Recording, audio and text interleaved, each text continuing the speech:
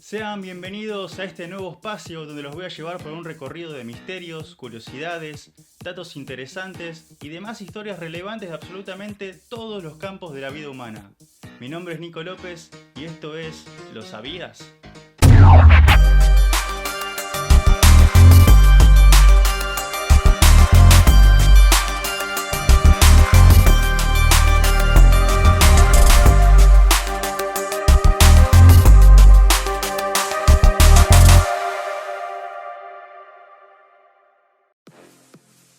Estos son los títulos del episodio 1. ¿Hasta dónde llegarías para escapar de tu esposa? En la sección Insólito te presento la historia del hombre que inundó y destruyó 2 ciudades para salir de fiesta. El baile es energía, es vida, es alegría, pero ¿también puede ser muerte? En Historia de la Historia les voy a hablar sobre la epidemia del baile, un insólito episodio donde decenas de personas bailaron sin parar durante días y terminaron muriendo. ¿Es posible que un actor interprete la muerte de su propio hijo, incluso 20 años antes de que suceda, como si se tratara de una premonición? En Detrás de las Cámaras vamos a analizar el misterio del mítico Bruce Lee y su hijo Brandon Lee. Ronaldo es una de las mayores leyendas del fútbol, pero cuando llegó al pico de su carrera, estuvo a punto de morir y no volvió a ser el mismo. ¿Qué le pasó antes de la final de Francia 98? En la sección Deporte Lado B, te lo cuento. Muchas veces decimos que el límite es la imaginación, pero ¿somos capaces de imaginar la inmensidad del espacio? En Enigmas Cósmicos vamos a ver cómo se las arregla el ser humano para medir las dimensiones del universo. Prepárate, ajustate el cinturón que así empieza el primer episodio de ¿Lo sabías?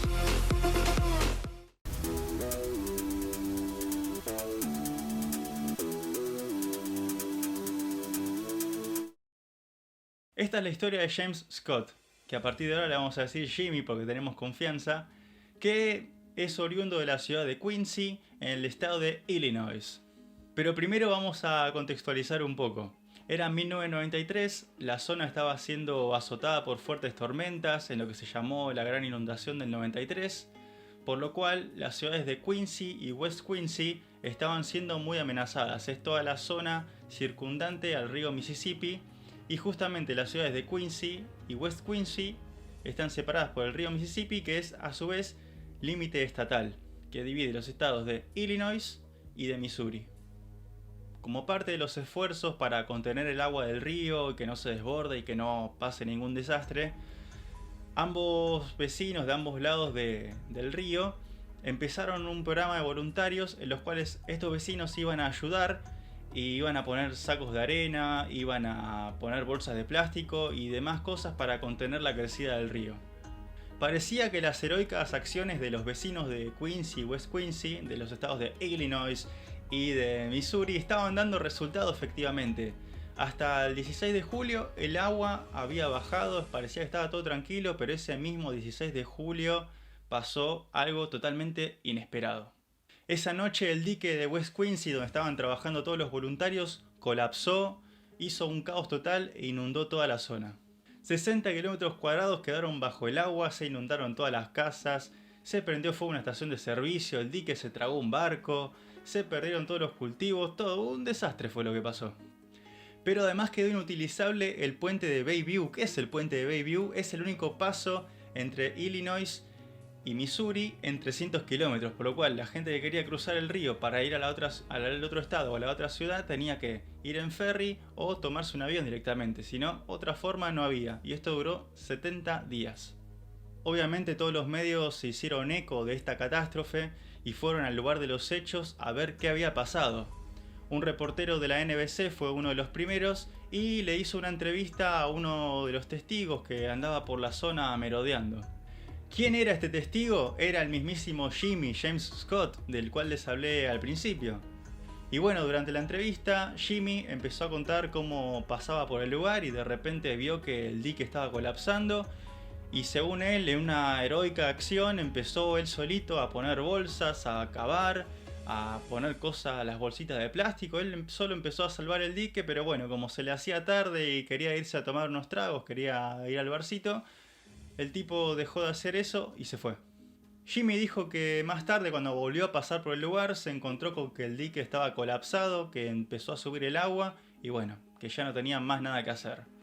Hasta acá Jimmy parece un personaje simpático, pero esto a Neil Baker, un detective de la policía que estaba viendo la transmisión, medio como que no le cuadraba todo. No le cuadraba porque se ve que Jimmy tenía la ropa bastante limpia como para haber trabajado ahí en el dique, no tenía salvavidas y además estaba totalmente solo cuando pasó esto. Y además el amigo Neil Baker tenía absolutamente toda la data del pasado oscuro de Jimmy. Resulta que Jimmy tenía antecedentes penales y había cumplido condena en 6 cárceles. La mayoría por robos menores, pero tuvo 2 causas también por ser un pirómano. A los 12 años el tipo quemó su escuela y a los 18 prendió fuego un garage. Esto último le valió 7 años en la cárcel. Por lo cual durante todos estos sucesos de la inundación, Jimmy estaba en libertad condicional, estaba trabajando en un Burger King y además vivía con su esposa Susie. Sí, estaba casado el tipo. Después de meses que la policía estuvo investigando a Jimmy, lo arrestaron por un robo menor. Pero todo esto fue una cortina, fue un engaña pichanga para en realidad interrogarlo. Durante el interrogatorio, Jimmy admitió sacar bolsas de arena del dique y ponerlos en otro lugar que según él veía más problemático. Pero atención a lo que dijo textualmente durante las preguntas de la policía. No quise causar un problema, pero lo hice. Estoy en el arroyo de mierda. Gran analogía usó Jimmy, que después de esto lo metieron en cana 10 años por el robo. Pero lo de la inundación quedó en stand-by. Pero que quedara en stand-by no significa que la investigación haya parado, al contrario. Se siguió moviendo tanto la gente del estado de Illinois, tanto como las autoridades de Missouri, y se juntaron con los federales, con el FBI, y toda la investigación llevó ¿a quién? A Joe Flax. ¿Quién es Joe Flax? Un viejo amigo de Jimmy que reveló algo insólito.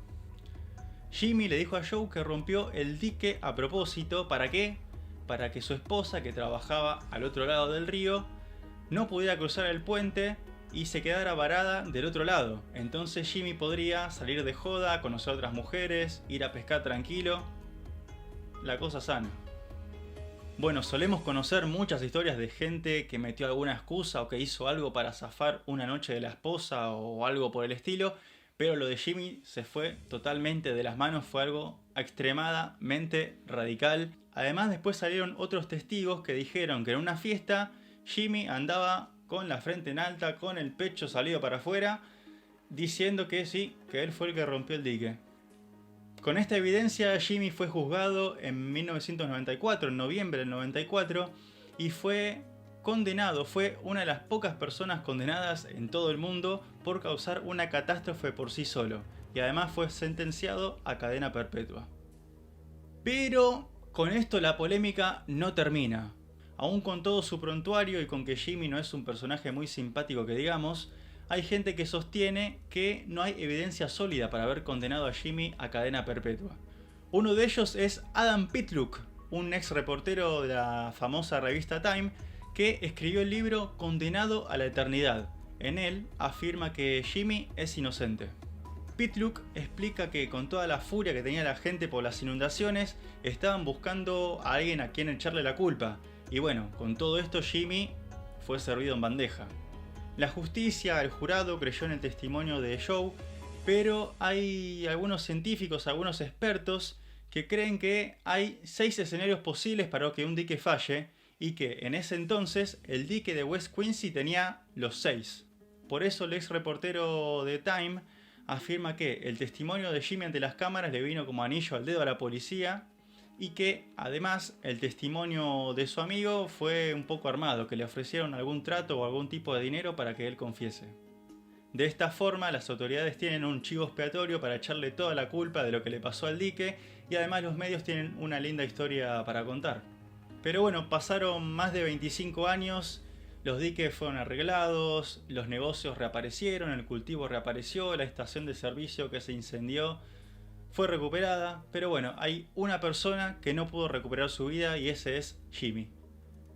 Me equivoqué en el pasado, y Dios sabe que desearía poder retroceder en el tiempo. Lamento el dolor que causé a las personas con los estúpidos incendios y lamento lo que perdieron durante la inundación, pero no me disculparé por algo que no hice. Solo desearía que alguien creyera en mí, dice Jimmy. Jimmy actualmente está cumpliendo su condena en el centro correccional de Jefferson y es elegible para salir en libertad condicional en 2023. En ese momento Jimmy va a tener 53 años, pero si él sigue sosteniendo que es inocente, es posible que no califique.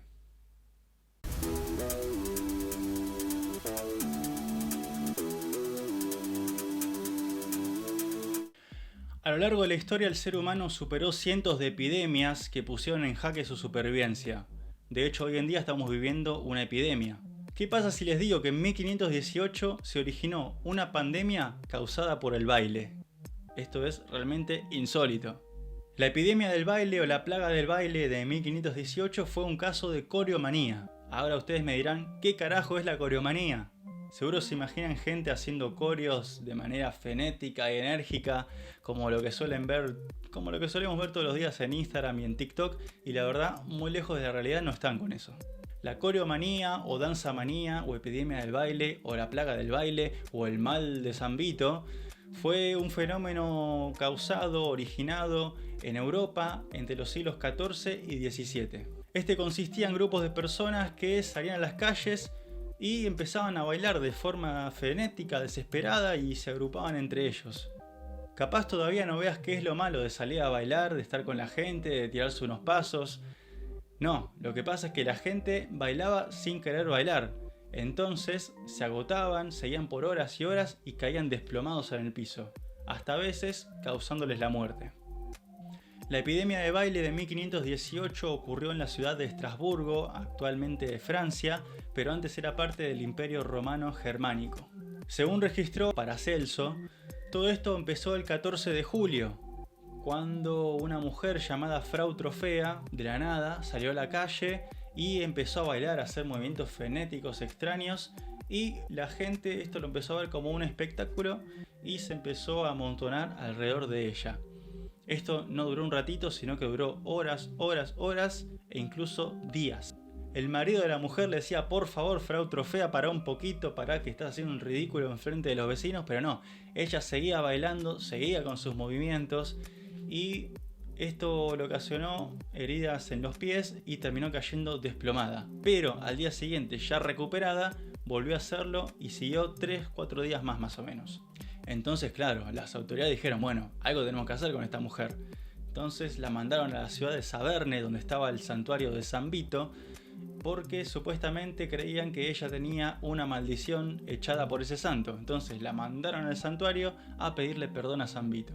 Las autoridades pensaron, bueno, problema resuelto, pero no. Toda la gente que se había agolpado, amontonado para ver a Frau Trofea haciendo sus movimientos, ahora lo estaban haciendo ellos también. Entonces ya eran 10, 20, 30, 40 personas bailando, haciendo estos movimientos raros y sin poder parar de hacerlos. Y así se fue sumando otro y otro y ya se transformó en una especie de flash mob como los que vemos ahora, pero de flash no tenía nada, porque esto llevaba días y ya se habían amontonado más de 400 personas.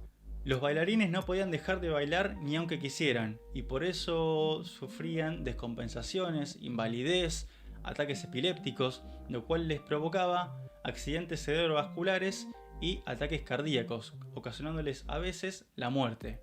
Se dice que en el apogeo de esta enfermedad llegó a causar hasta 15 muertes por día. Obviamente las autoridades consultaron a los médicos, pero ¿qué dijeron los inteligentes de los médicos? Que era una enfermedad rara causada por el calentamiento de la temperatura de la sangre y que la cura era que la saquen por ellos mismos. Entonces, ¿cuál era la cura de la enfermedad? Seguir bailando para sacarla.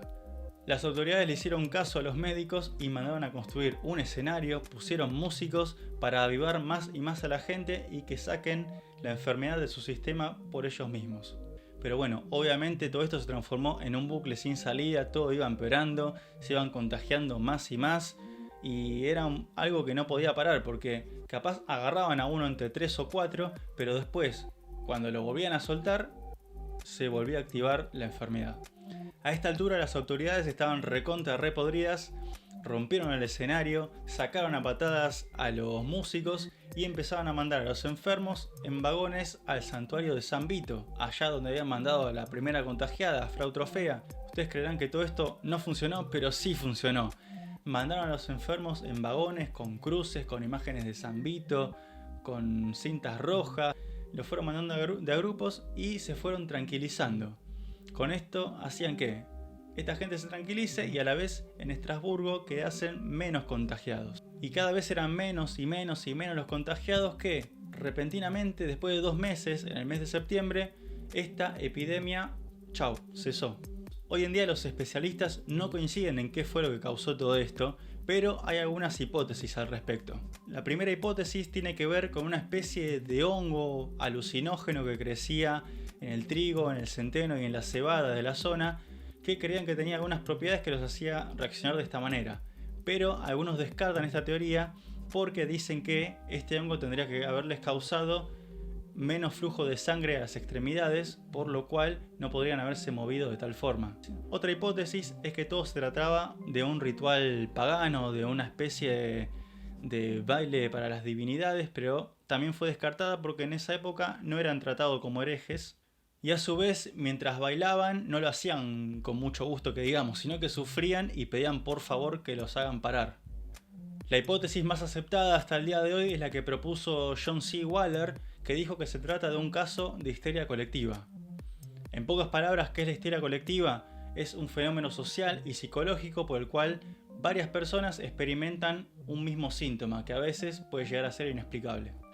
Esta hipótesis cobra fuerza a partir de que los pobladores de Estrasburgo estaban sufriendo hambruna, crisis económica, la peste negra, enfermedades y demás cosas que los hacía angustiarse, los hacía sentirse tristes y capaz somatizaron en esta histeria colectiva. Pero algunos se preguntan por qué si estaban tan tristes y angustiados se pusieron a bailar. Es raro también. Lo único 100% certero hasta el día de hoy es que este es uno de los casos más misteriosos de la historia que no pudo resolverse completamente y que también no fue el único caso, sino que alrededor de Europa hubo otros casos, solamente que este es el más famoso porque es el que está mejor documentado.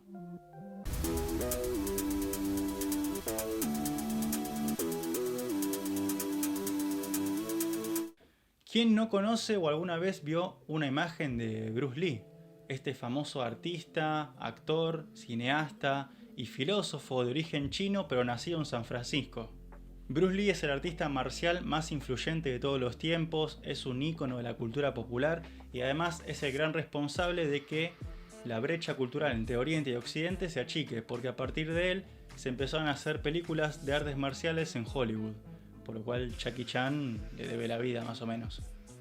Pero como le pasó a tantas figuras en tantas ramas del arte, el éxito le llegó después de muerto, porque sus primeras grandes producciones las hizo en Hong Kong y su primera gran producción con un estudio de Hollywood con Warner se estrenó 6 meses después de su fallecimiento. Bruce Lee murió a muy corta edad, a los 32 años, y si bien en esa época ya gozaba de cierta popularidad en Estados Unidos y en el resto del mundo por coprotagonizar la serie El Avispón Verde, su muerte le valió fama internacional y lo convirtió también en una leyenda. Operación Dragón era la película que estaba filmando, es la última película que llegó a terminar por completo y se dice que él era un tipo muy detallista, que estaba muy perfeccionista, que no dejaba pasar por alto nada y que hacía las cosas otra vez hasta que salgan perfecto. Como se trataba de su primera gran película en Hollywood, fiel a su estilo de vida detallista, se puso mucha presión encima y llegó a perder hasta 10 kilos, cuando él ya era una persona de no mucha contextura física, era una persona muy flaca que tenía un 1% de grasa corporal, cuando la media es entre 10 y 20%. Para optimizar su rendimiento y no sentir fatiga, Bruce Lee consumía relajantes musculares. El mismo Chuck Norris, con el que Bruce Lee tuvo una épica pelea en una de sus películas, con el Coliseo Romano de fondo, dijo que estos relajantes musculares le permitían rendir a niveles sobrehumanos. También otros testigos que compartieron set con él decían que lo veían confundido, olvidadizo, desgarbado, paranoico y también un tanto depresivo en esa época. La versión oficial dice que Bruce Lee murió el 20 de julio de 1973 cuando se encontraba en la casa de la coprotagonista de su película que estaba rodando. Dicen que en la casa de la actriz Bruce sufrió un intenso dolor de cabeza por todas estas presiones que estaba sufriendo. La actriz le dio un analgésico, pero esto le causó una alergia que le hizo hinchar el cerebro hasta que le causó una hemorragia interna. Pero bueno, como siempre ocurre con la muerte de personajes tan históricos, tan legendarios, empezaban a correr versiones B de la muerte de Bruce Lee. Se llegó a culpar a la mafia china, a la mafia italiana, al consumo de drogas, a maestros kung fu celosos y hasta a una maldición que perseguía a la familia de Bruce Lee. A la mafia china y a la mafia italiana las culparon porque se dice que Bruce Lee nunca aceptó su protección ni nunca solicitó su ayuda para acceder al mundo de Hollywood. Anda a chequearlo. Se sospecha del kung fu porque se dice que algún maestro kung fu le propinó el golpe de la muerte. ¿Qué es el golpe de la muerte? Un golpe letal propinado por un maestro kung fu que supuestamente era porque los que practicaban artes marciales orientales no querían que Bruce Lee popularice estas técnicas que usaba para sus películas para ganar fama y dinero. Hasta acá todo viene más o menos normal. A pesar de morir a corta edad, Bruce Lee se pudo casar y tuvo 2 hijos, Brandon y Shannon. Brandon también se dedicó a la actuación y estaba teniendo una carrera en ascenso, pero al igual que su padre, tampoco pudo disfrutar de su fama. En 1993, a sus 28 años, cuando estaba rodando un papel protagónico en la película El Cuervo, también encontró la muerte de una manera misteriosa. Este se supone que iba a ser el papel que iba a catapultar su carrera. De hecho, muchos críticos, después de que saliera la película, calificaron muy bien su actuación. Pero lo que pasó fue que durante el rodaje, en una de las escenas que el personaje de Brandon Lee debía morir por un tiroteo, una bala que debía ser de mentira terminó siendo real, por lo cual le atravesó el abdomen y terminó muriendo desangrado. La investigación concluyó que para ahorrar tiempo y dinero, la productora, en vez de comprar balas de fogueo, como se dice, balas de mentira, modificó y manipuló balas de verdad. Pero la que usaron contra Brandon Lee no estuvo bien manipulada. De todos modos, El Cuervo, la película protagonizada por el hijo de Bruce Lee, por Brandon, pudo ser estrenada ya que solamente faltaban 3 días para terminar el rodaje. Y obviamente el estreno de esta película se convirtió en un hecho morboso porque todos querían ir a ver la escena en la que moría Brandon Lee, que obviamente no la incluyeron. Pero lo que sí es bastante creepy es que estrenaron la película justo un año después de la muerte de Brandon y que además en una de las primeras escenas se ve a Brandon saliendo de la tierra en un cementerio, al estilo de Michael Jackson en Thriller, sacando la mano por debajo de la tierra. Esa es la primera escena que se ve a Brandon, que ya estaba hace un año fallecido. Si quieren ver la película completa o alguna de estas escenas, está disponible en YouTube. Incluso se van a dar cuenta que Heath Ledger se inspiró fuertemente en el personaje que hizo Brandon Lee para hacer al Guasón. Tras la muerte de Brandon, obviamente se volvió a especular con la mafia china, lo mismo que se había especulado con la muerte de su padre Bruce, pero también empezó a dar vueltas una vieja creencia, una vieja maldición que tenía la familia Lee. Todo esto empieza con los padres de Bruce Lee, porque justamente Bruce nació inmediatamente después de la muerte de su hermano mayor. Y una vieja creencia china advierte que si un varón nace tras la muerte de otro varón, esta familia estará condenada a 3 generaciones de maldición. Se cree que los espíritus ancestrales están atormentando a la familia Lee hace varias generaciones y por eso varios tienen los ojos puestos en Gwen, que es la hija de Brandon Lee. Hoy en día, más allá de todo el misterio y todo lo que se pueda especular, no solo de la muerte de los dos, sino de la premonición que hizo Bruce de la muerte de su propio hijo, es que bueno, hoy en día ambos descansan juntos en el mismo cementerio y que tanto la obra fílmica de ambos como el impacto en la filosofía y en la cultura que hizo Bruce Lee van a ser realmente inmortales.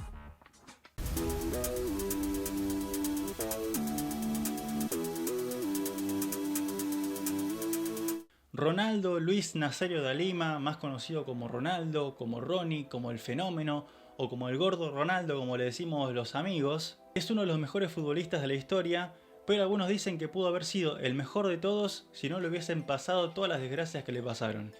Siempre se destacó por su capacidad goleadora, por su habilidad y sobre todo por su potencia física que lo hacían pasar por encima literalmente a todos los defensores que se le ponían en el camino.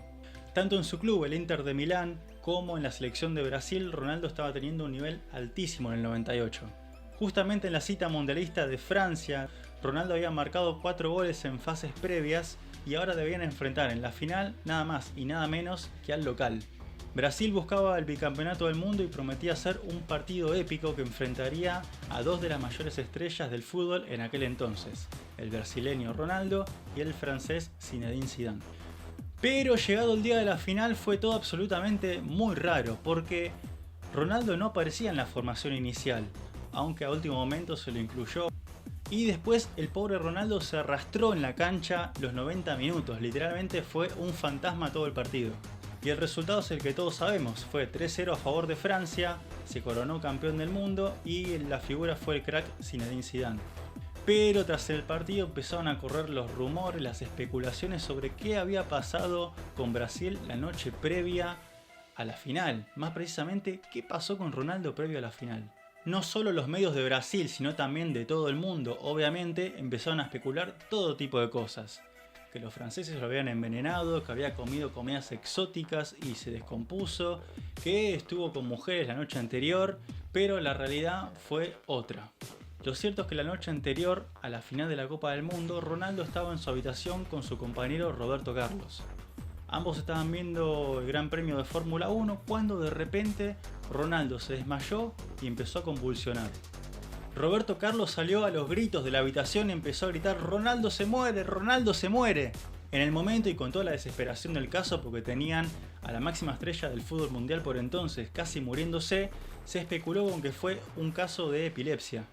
Estas son palabras textuales de Edmundo, compañero de Ronaldo que estaba en la habitación de al lado. Vi a Ronaldo en un estado tremendo. Se retorcía, se golpeaba los brazos contra las piernas y de su boca salía espuma.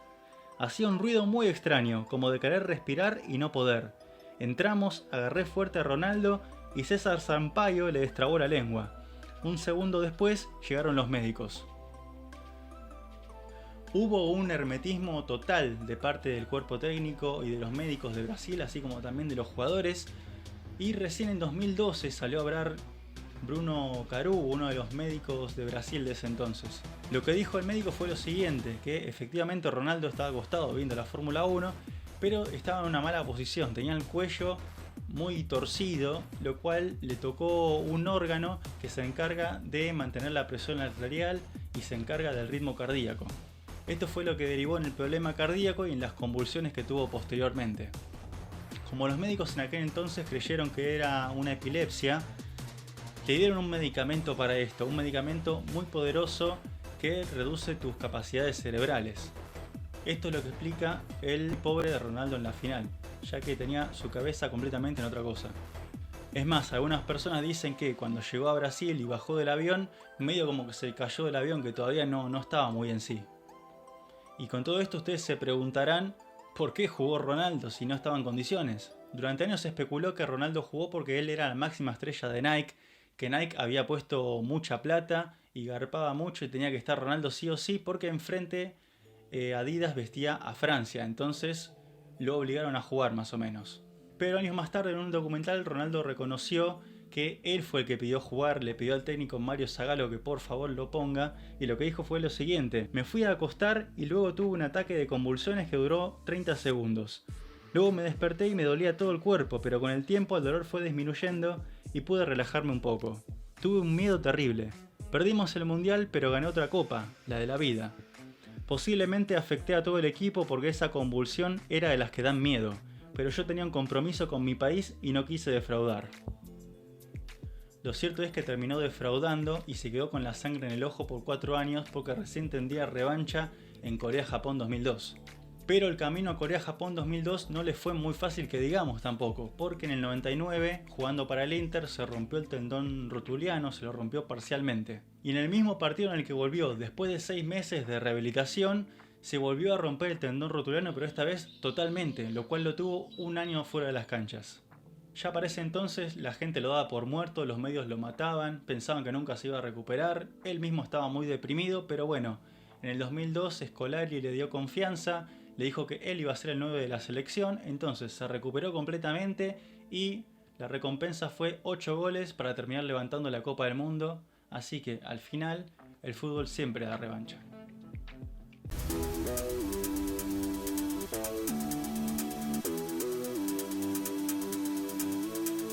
Uno de los mayores misterios del universo, y que no nos deja entender lo inmenso que es nuestra incapacidad de imaginar distancias tan grandes que el hombre nunca jamás va a poder recorrerlas ni explorarlas. Muchas veces decimos que la imaginación es el límite, pero ¿realmente podemos imaginar 400.000 millones de estrellas en 400.000 millones y millones de galaxias? Claramente no. De todas formas, el ser humano, en su afán de comprender, inventó algunas unidades de medida que le permiten comprender un poco más acerca de las distancias. Como no estamos acostumbrados a unidades de medida tan grandes, a veces nos generan confusión. Es por eso que acá vamos a explicar fácilmente los kilómetros, las distancias lunares, las unidades astronómicas y los años luz. Empecemos por lo más terrenal, que son los kilómetros, que lo usamos para medir distancias entre provincias, entre países, para medir alturas incluso. Por ejemplo, los aviones en promedio vuelan a 10 kilómetros de altura, esto es 10.000 metros. ¿Y recuerdan el salto de Felix Van Garner que hizo hace unos años tirándose desde la estratosfera en paracaídas, que rompió un montón de récords? Bueno, ese salto fue de 39 kilómetros de altura. Seguimos subiendo. Los satélites que circulan en la órbita baja de la Tierra están entre 100 y 500 kilómetros de distancia. Por ejemplo, la Estación Espacial Internacional, donde fue SpaceX hace poquito, está a solo 400 kilómetros de nuestra superficie. Los satélites que están más lejos son los geoestacionarios, es decir, por ejemplo, los de telecomunicaciones, los meteorológicos. Estos están a 35.000 kilómetros de nuestra superficie. Y acá ya vamos a hacer el primer gran salto, porque el primer gran astro que tenemos cerca es la Luna. La Luna se encuentra en promedio a 384.000 kilómetros de distancia de la Tierra. Nosotros pensamos que la Luna está cerca, pero no lo está. Para que se den una idea de esto, en la distancia que hay entre la Tierra y la Luna, entran apilados uno al lado del otro los otros 7 planetas. Es más, los científicos dicen que año tras año la Luna se aleja de la Tierra unos 4 centímetros. Se dice que se va a seguir alejando más y más con el correr de los años, que dentro de millones de años va a salir de la órbita de la Tierra y se va a despegar de nosotros y va a seguir su recorrido. Vamos al nivel de los planetas del sistema solar. El planeta más cercano a nosotros es Marte, que se encuentra nada más y nada menos que a 57 millones de kilómetros. Esta distancia obviamente todavía no pudo ser recorrida por ningún ser humano, pero sí por varias sondas. Pero bueno, hay un proyecto de la NASA para poner un hombre en Marte para el año 2030. Y ya llega un punto que los kilómetros son imposibles de contar y por eso se van creando nuevas unidades de medida. La primera de ellas es la distancia lunar, que toma como referencia, obviamente, la distancia que hay desde la Tierra a la Luna. Sabiendo que la distancia de la Tierra a la Luna son 384.000 kilómetros, esto quiere decir que Marte está a 148,3 distancias lunares de la Tierra. Esto quiere decir que hay que ir a la Luna 148 veces como para llegar a Marte. Los astrónomos crearon otra unidad de medida para medir distancias más grandes. Esto es la unidad astronómica. La unidad astronómica es la distancia de la Tierra al Sol, esto es 149.500.000 kilómetros, o sea, 388,9 distancias lunares. O sea, la distancia de la Tierra al Sol es de una unidad astronómica. Entre Marte y Júpiter existe una agrupación de objetos que tienen su propia órbita, que se llama cinturón de asteroides. Estos representan una de las mayores amenazas para la Tierra porque a veces estos objetos se desprenden de su órbita, siguen su recorrido y chocan contra los planetas. Esta amenaza del cinturón de asteroides se encuentra a 3 unidades astronómicas de la Tierra, es decir, 3 veces la distancia de la Tierra al Sol. El objeto creado por el hombre que se encuentra más lejos de la Tierra es la sonda Voyager 1, que se lanzó en 1977 y ahora se encuentra en los límites del sistema solar. Ya pasó los límites del sistema solar, está más allá en el espacio interestelar a 148 unidades astronómicas de la Tierra. Este es el objeto que está más lejos creado por nosotros. Y ya que estamos en el espacio interestelar, ya que pasamos el sistema solar, necesitamos unidades de medida aún más grandes todavía, más grandes que la unidad astronómica, más grandes que las distancias lunares y obviamente más que los kilómetros. Esto es el año luz. Muchos piensan que el año luz es una medida de tiempo o de velocidad, cuando en realidad es una unidad de distancia y para medir distancias absolutamente gigantescas. Para decirlo simplemente, un año luz es la distancia que recorre la luz en un año. Entonces la ecuación es más o menos simple porque si la luz recorre 300.000 km por segundo y un año terrestre tiene 31.557.600 segundos, queda multiplicar esas dos cifras y obtenemos la velocidad que recorre la luz en un año. Entonces, pasando en limpio, ¿a cuánto equivale un año luz? Bueno, exactamente a esta cifra de kilómetros que no sé si la voy a poder leer. 9.460.730.472.580,8 kilómetros o 63.241,1 unidades astronómicas o 24.611.681,8 distancias lunares. Como sabemos, hay millones y millones y millones de estrellas en el universo, pero la estrella más cercana a nosotros está nada más ni nada menos que a 4.500 años luz. O sea, si esta es la más cercana, imagínate las otras. Después la galaxia más cercana que tenemos es Andrómeda, que está a 2,5 millones de años luz de la Tierra. Si sabemos que esa es la galaxia más cercana, como que te empezás a sentir un poco chico en todo el universo, ¿no? Dato al paso, se dice que Andrómeda se mueve en dirección a la Vía Láctea. Quiere decir que en millones y millones y millones de años ambas galaxias se van a juntar y van a colisionar. ¡Pum! Bueno, esto fue un conteo breve de los objetos de los astros que se encuentran más cerca de nuestra Tierra para entender las unidades de medida y no para sentirnos más insignificantes, sino para saber que hay cosas que escapan completamente de nuestra mente y nuestra imaginación. Y el universo claramente es una de esas cosas. Y hasta acá llegamos con el episodio número 1 de ¿Lo sabías? Espero de corazón que les haya gustado. Si tienen alguna sugerencia o temas para pasarme para que investigue, pueden decírmelo en el comentario, pueden decírmelo por privado. Y también, como les dije anteriormente, les dejo las fuentes por si les interesa algún tema y quieren seguir investigándolo. Los dejo con el tráiler del episodio número 2. Si lo sabían, lo recordaron, y si no lo sabían, ahora lo saben. Chau.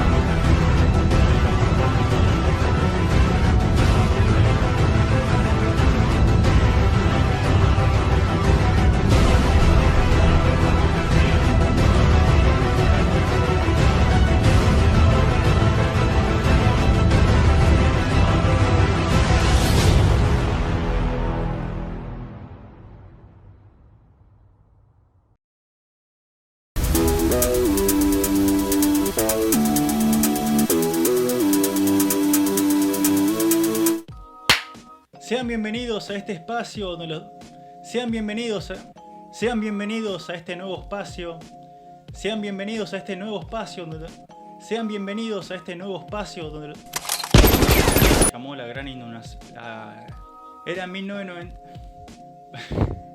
Y hasta un... El puente de Bayview. ¿Qué es el puente? Pero además quedó inutilizable... Estoy en el arroyo de mierda. En 1518 se originó una pandemia, presiones que estaba sufriendo la actriz de Dios con su compañero Roberto Carlos, cuando de remedio ambos estaban viendo la final